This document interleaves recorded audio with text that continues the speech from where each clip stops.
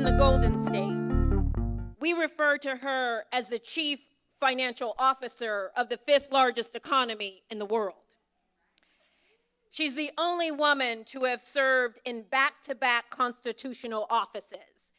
She is one of my personal sheroes. She is a woman who epitomizes what it means to be upspoken, a woman who reaches back and pulls up and lifts as she climbs. Please help me welcome to the stage California State Controller Betty Yee.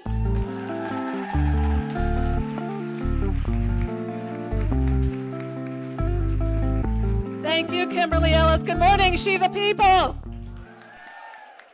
Thank you, Kimberly, and welcome to California. Welcome to San Francisco. I'm happy to be here with my sister and high school classmate, Malia Cohen, who's doing a wonderful job leading the city, and I look forward to welcoming her to the State Board of Equalization after this November.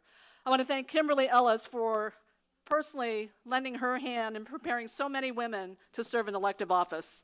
And I want to just say something about Kimberly, because many of us are here to continue to support her in the work that she's doing to getting more women elected, and more women who look like us in this room elected.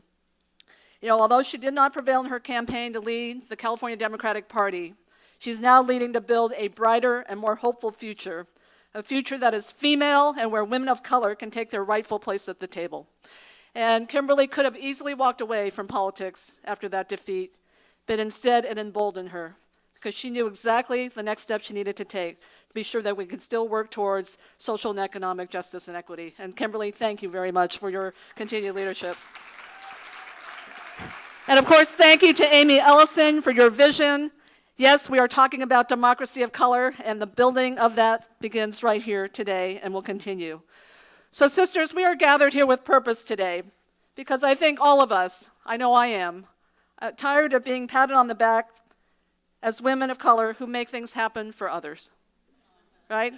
I mean, we keep doing this, right? We make things happen for others. I mean, what have we read in the newspapers lately? Black women being the margin of victory for Doug Jones in Alabama.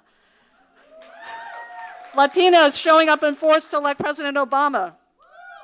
Asian American women working to elect Asian American men to office, many of whom then don't think it important to support an Asian American sister, right, in any meaningful way to get elected herself, and more.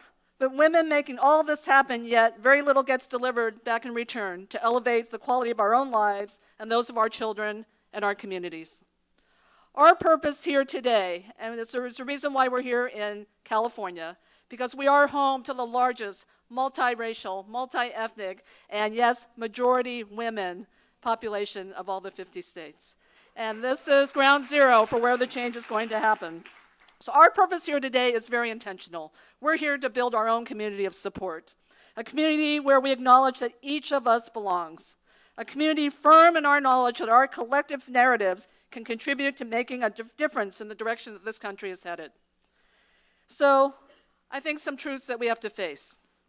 So we, women of color, have been regarded most of our lives as underdogs, right? And maybe still are. That narrative alone, I will tell you, is critical today as more and more Americans are facing economic insecurity.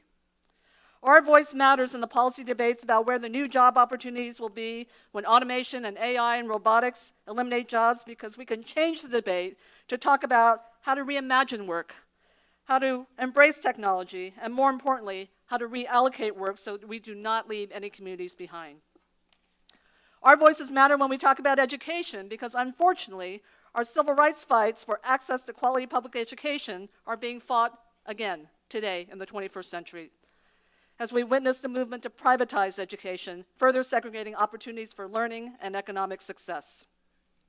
Our voices matter when we talk about the environment, as communities of color face the most dire consequences of air and water pollution. Yet when it comes to who the best environmentalists are, I believe it is we, women of color.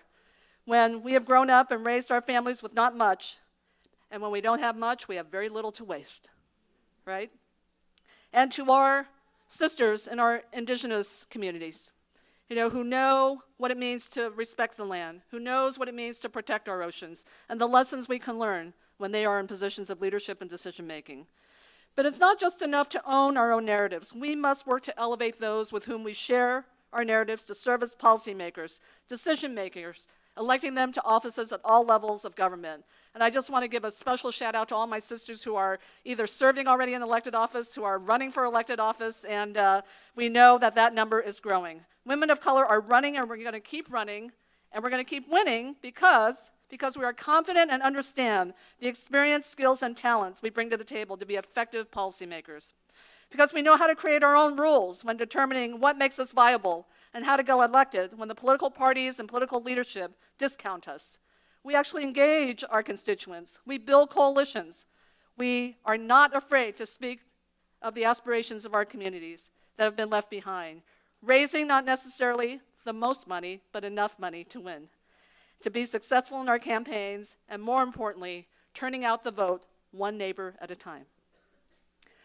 So we are here to really be a community and to develop our community, but make no mistake about it, we are always going to be tested about whether we measure up or not. And the answer to that question is, are we going to measure up? The answer to that is, hell yes, we are. And so, by all accounts, I will say I'm not supposed to be standing here as the CFO of the fifth largest economy. I grew up in this city, the second oldest daughter of 6 children, immigrant parents. We grew up poor. They owned a laundry and dry cleaning business. And I was good with numbers when I was growing up, and so I minded the store for my family's laundry and dry cleaning business, and they were able to sacrifice and put all 6 of us through college, and now I get to mind the great store for the great state of California, so as your controller. But my story is not uncommon. And for those of us who are immigrants or descendants of immigrants, we need to give voice to that experience. But what I do want to say is we need to just be very proud of speaking the names of those who are courageous to step up to run. We need to speak our own names as ones who are aspiring to want to do more, to be sure that we are creating better communities in which we live. And so I just want to have us acknowledge a few names going forward. Obviously, Kathy Tran, Hala Ayala, Atika, Attica Scott, Lucy Macbeth, Deborah Gonzalez, Yvonne Spicer, and we have to look forward to Alexandra Ocasio-Cortez, we have Stacey Abrams, we have Lauren Underwood, Vanjie Williams, and many, many more. But I say this because everyone's talking about the blue wave sweeping across this nation, and certainly here in California. Forget about the blue wave. We like earthquakes here in California as moving things. We don't necessarily like them for the disaster, but earthquakes move things in California. And I can tell you, as She the People, we are going to be making seismic change of seismic proportions. So let's get this done, sisters. Thank you very much, and welcome to California.